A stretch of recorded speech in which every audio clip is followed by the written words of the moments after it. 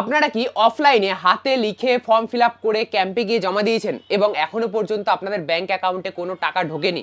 তাহলে এই ভিডিওটা আপনাদের জন্য। কারণ আজকের এই ভিডিও থেকে আপনারা জানতে পারবেন যে প্রচুর অফলাইনে ফিল আপ করা ফর্ম বাতিল হচ্ছে। ঠিক কোন কোন কারণের জন্য বাতিল হচ্ছে সেটা আজকের প্রমাণ সহ আপনাদের দেখাবো। দেখুন, ঘাবড়ানোর কিছু নেই। আমি আপনাদের ঘাবড়ানোর জন্য বা বিভ্রান্ত করার জন্য এই ভিডিওটা বানাচ্ছি না।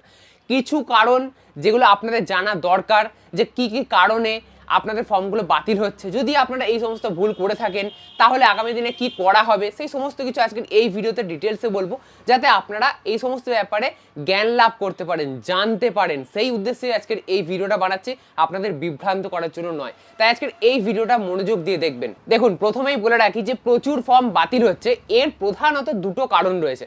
সেই দুটো কারণ তো আজকের এই ভিডিওতে বলবোই, তার সাথে প্রত্যেকটা প্রমাণ দেওয়ার চেষ্টা করব যে হ্যাঁ সত্যিই আপনাদের অফলাইন ফর্মগুলো বাতিল হচ্ছে। না হলে আপনারা অনেকজনই রয়েছেন আবার উল্টোপাল্টো কমেন্ট করতে থাকেন, তো সেই জন্য আপনাদের প্রমাণ সহ দেখাবো যাতে আপনাদের মুখে স্যালারিটা লাগাতে পারি। তো চলুন আজকের এই ভিডিওটা শুরু করা যায়। দেখুন, মূলত দুটি কারণে ফর্মগুলো বাতিল হচ্ছে। প্রথম যে কারণ সেটা হচ্ছে আপনারা যে যে ডকুমেন্ট আপনাদেরকে বলা হয়েছিল ফর্মের সাথে অ্যাটাচ করে দিতে, সেই সমস্ত ডকুমেন্ট আপনারা দেননি। যেমন আপনাদের আধার কার্ড, ভোটার কার্ড, মাধ্যমিকের অ্যাডমিট, মাধ্যমিকের মার্কশিট, আপনাদের এক কপি ফটো, ব্যাংকের পাসবুক, কাস্ট সার্টিফিকেট থাকলে কাস্ট সার্টিফিকেট, এইগুলো যদি আপনারা না দিয়ে থাকেন বলতে যদি একটাও মিস যায়, হ্যাঁ কাস্ট সার্টিফিকেট যাদের আছে তারা দেবেন, যাদের নেই তারা দেবেন না, এটা সিম্পল। কিন্তু এছাড়াও যে ডকুমেন্টগুলো বললাম যেগুলো ম্যান্ডেটরি, যেমন ভোটার কার্ড অনেকে দেয়নি, আধার কার্ড অনেকে দেয়নি, কেউ আবার অ্যাডমিট হারিয়ে ফেলেছে, অ্যাডমিটের জেরক্স দেয়নি, তো সেক্ষেত্রে কিন্তু 100% আপনাদের ফর্মটা বাতিল হয়ে যাবে। মানে যে যে ডকুমেন্টের কথা বলা ছিল সেই সমস্ত ডকুমেন্ট প্রত্যেকটা আপনাদের একসাথে ফর্মের সাথে অ্যাটাচ করে কিন্তু দিতে হতো। এখন তো আর কিছু করার নেই, দিতে হতো যখন আপনারা জমা দিয়েছেন। যদি না দিয়ে থাকেন তাহলে কিন্তু আপনাদের ফর্মটা অনলাইনে ডেটা এন্ট্রি অপারেটররা এন্ট্রি করতে পারবে না এবং আপনাদের টাকা পাওয়ারও কোনো সম্ভাবনা নেই। যদি এন্ট্রি হয় তবেই তো আপনারা টাকা পাবেন, তাই না? তো সেহেতু প্রত্যেকটা ডকুমেন্ট আপনাদের যদি আপনারা দিয়ে থাকেন সেহেতু আপনারা সবাই টাকা পাবেন। তো সেহেতু যদি আপনারা প্রত্যেকটা ডকুমেন্ট দিয়ে থাকেন তাহলে ঠিক আছে, যদি না দিয়ে থাকেন তাহলে ডেটা এন্ট্রি অপারেটররা এন্ট্রি করতে পারবে না, কারণ স্ক্যানিং করতে গিয়ে প্রত্যেকটা ডকুমেন্ট কিন্তু আপলোড করতে হচ্ছে। তো সেক্ষেত্রে ডেটা এন্ট্রি অপারেটররা আপলোড করতে পারবে না, সেক্ষেত্রে আপনাদের ফর্মটা বাতিল হয়ে যাবে। মানে ডেটা এন্ট্রি অপারেটররা এন্ট্রি করতে পারবে না, অনলাইনে উঠবেই না। এবারে আপনাদের দ্বারা ভুল হয়েছে, আপনারা দেননি, সেটা একটা আলাদা ব্যাপার। কিন্তু এরকম হতে পারে যদি খুব ভাগ্য খারাপ থাকে, তাহলে আপনাদের ফর্মগুলো যখন ব্রাঞ্চে একসাথে বেঁধে বুধে নিয়ে যাওয়া হচ্ছে তখন হয়তো আপনার লাস্টে ব্যাংকের পাসবুকটা দেওয়া রয়েছে বা অন্য কোনো ডকুমেন্ট, আধার কার্ড, ভোটার কার্ড, যা হোক একটা পিন আপ করে দেওয়া রয়েছে, সেটা হয়তো কোথাও খসে পড়ে গেল। ঠিক আছে, পিন করা তো এমন তো কিছু না, একটা জাস্ট পিন করা। তো সেহেতু সেই ডকুমেন্টটা মিসিং হলে আপনাদের সেমভাবে এন্ট্রি হবে না। কোনো ডকুমেন্ট যদি মিসিং থাকে মোট কথা, তাহলে অনলাইনে এন্ট্রি হবে না, ডেটা এন্ট্রি অপারেটররা এন্ট্রি করতে পারবে না। তো সেক্ষেত্রে আপনাদের প্রচুর ফর্ম এই কারণে কিন্তু বাতিল হচ্ছে। এবারে বাতিল হলে কি করণীয় না করণীয় আমি একটু পরেই আসছি, কিন্তু তার আগে জানুন আরও একটা কারণ যেটার জন্য কিন্তু আরও প্রচুর ফর্ম বাতিল হচ্ছে। সেটা হচ্ছে যদি আপনি যুব সাথীর ফিল আপ করছেন, আপনাদের বাড়িতে দাদা ভাই ফিল আপ করছে বা স্বামী স্ত্রী ফিল আপ করছে, তো সেহেতু আপনারা একটাই মোবাইল নাম্বার দু জায়গায় দিয়েছেন, বাতিল হয়ে যাবে। মানে একজনার হবে আর একজনার এন্ট্রি হবে না। মানে একটা মোবাইল নাম্বার দিয়ে দুজনার কিন্তু এন্ট্রি হবে না, দুজনার আলাদা আলাদা মোবাইল নম্বর লাগবে, তবেই কিন্তু দুজনার আলাদা আলাদা সেপারেট দুটো ফর্ম এন্ট্রি হবে। তো বাড়ির একটাই মোবাইল, অনেকে এরকম দিয়েছে, বাড়ির একটাই মোবাইল দুটো তিনটে ফর্ম ফিল আপ করে জমা দিয়েছেন, তো সেক্ষেত্রে কিন্তু আপনাদের একজনার হবে, বাকি দুজনার হবে না, এরকম হচ্ছে। তো এক্ষেত্রে কিছু কিছু জায়গায় ভালো পদক্ষেপ নেওয়া হচ্ছে। যেমন যদি আপনাদের কোনো ডকুমেন্ট মিসিং থাকে তাহলে আপনাদের ফোন করে জানানো হচ্ছে, আপনারা সেই ডকুমেন্ট আবার দপ্তরে গিয়ে জমা দিচ্ছেন, অফিসে গিয়ে জমা দিচ্ছেন, তারপরে তারা আবার স্ক্যানিং করতে পারছে। আবার যে ফোন নাম্বারটা আপনারা 2-3 জায়গায় ফর্মে দিয়েছেন তাদেরকে ফোন করে বলা হচ্ছে যদি কোনো অল্টারনেটিভ মোবাইল নাম্বার থাকে তাহলে দিতে, তাহলে আপনাদের ফর্মটা এন্ট্রি করা যাবে। তো এরকম ভালো ভূমিকায় কিন্তু ডিইও বা ডেটা এন্ট্রি অপারেটরদের দেখা যাচ্ছে অনেক ক্ষেত্রে। এখন যেহেতু তাড়াতাড়ি করে ফর্ম ফিল আপ করা হচ্ছে, তো সেহেতু আপনাদের ফর্মগুলো যদি এন্ট্রি না হয় তাহলে সেগুলো হয়তো আলাদাভাবে রাখা হবে এবং পরবর্তীকালে আপনাদেরকে ডেকে পাঠানো হবে এবং আপনাদেরকে যে যে ডকুমেন্টগুলো নিয়ে আসতে বলা হবে সেই সমস্ত ডকুমেন্ট যদি আপনি ঠিকঠাক জমা দেন তাহলে আপনাদের ফর্মটা আবারও অনলাইনে এন্ট্রি করা সম্ভব হবে এবং তারপরেই আপনাদেরকে টাকা দেওয়াও কিন্তু সম্ভব হবে। তবে আপনারা হয়তো এই মুহূর্তে এখনই টাকা পাবেন না, হয়তো আরও কিছুদিন দেরি হবে। ধাপে ধাপে আপনাদেরকেও যদি প্রবলেম সলভ করানো যায় তাহলে আপনাদের ব্যাংক অ্যাকাউন্টেও কিন্তু টাকা ঢুকে যাবে। এতে ভয় পাওয়ার বা বিভ্রান্ত হওয়ার কিছু নেই।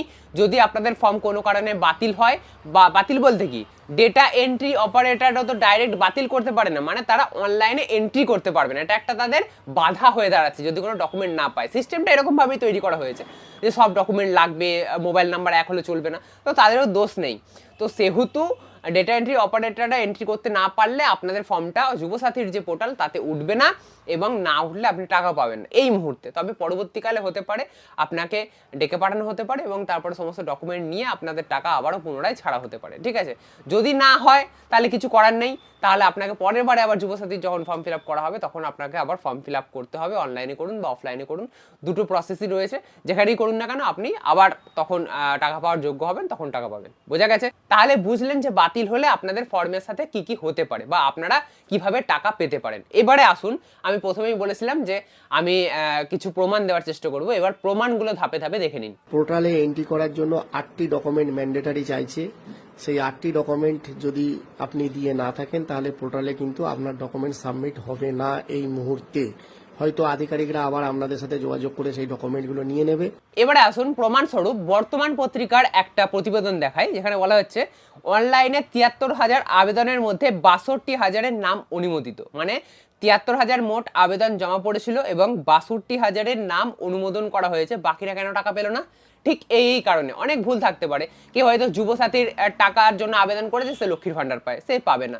আচ্ছা, লাস্ট বাট নট দ্য লিস্ট একটা প্রমাণ দেখাচ্ছে আপনাদের।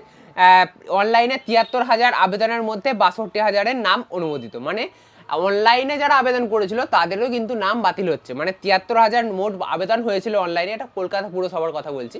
এরকমভাবে অন্যান্য জায়গাতেও সেম ঘটছে, সবাই আবেদন করেছে বলে সবাই টাকা পাবে এরকম কিন্তু নয়। 73,000 মোট আবেদন জমা পড়েছিল, তাতে 62,000-কে টাকা দেওয়া সম্ভব হচ্ছে। কেন এতটা বাদ গেল কেন, গোটা প্রতিবেদন আর পড়ছি না, যে জায়গাটা ইম্পর্টেন্ট সেই জায়গাটা দেখানোর চেষ্টা করছি, দেখুন ভালো করে। পাশাপাশি অনলাইনে আবেদন করেছেন 73,499 জন। অনলাইনে আবেদনপত্র পাওয়া খতিয়ে দেখে ফিল্টার করেছে রাজ্য প্রশাসন। অনলাইনে আবেদনকারীর মধ্যে কেউ সরকারি কোনো স্কিমভুক্ত কিনা সেই সমস্ত কিছু খতিয়ে দেখার পর তালিকা ছাঁটাই করে 62,000-এর কিছু বেশি নাম পুরসভাতে পাঠিয়েছে সরকার। মানে আপনারা বুঝতে পারছেন যে সবাই আবেদন করলেই টাকা পাবেন এরকম নয়, যার যার টাকা পাওয়ার যোগ্য যারা যারা তারাই কিন্তু পাবেন। যারা অন্য স্কিমের মধ্যে অন্তর্ভুক্ত রয়েছেন, যেমন লক্ষ্মীর ভাণ্ডার, বার্ধক্য ভাতা, বিধবা ভাতা, বার্ধক্য ভাতা তো হবে না বয়সের জন্য, বিধবা ভাতা বা অন্যান্য স্কিম, তো সেক্ষেত্রে আপনারা টাকা পাবেন না। তবে কৃষক বন্ধুর ক্ষেত্রে কিন্তু টাকা ঢুকছে, এটা আমি আগেই বলেছি অন্যান্য ভিডিওতে। তো এইরকম যদি কোনো প্রবলেম হয়ে থাকে বা আপনি সরকারি চাকরি করছেন তবু আবেদন করে থাকেন, তো সেই সমস্ত ক্ষেত্রে ছাঁটাই বাছাই করে কিন্তু টাকা দেওয়া হচ্ছে।